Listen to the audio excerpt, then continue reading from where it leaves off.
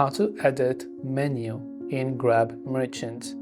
If you want to edit your menu in the Grab Merchant app, supposing that you have a restaurant and whatever you're selling, you would like to edit the menu items that you currently have. For that, open the Grab Merchant app, and this is the interface you will be able to see.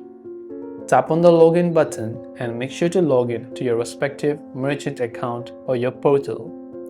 Now, you have to simply tap on the menu tile on the app's homepage to view your menu items and categories.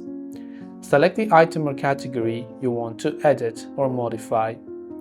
Then choose Edit followed by the Edit item to access the editing options. After that, edit the details of your item or category such as name, description, price, and availability.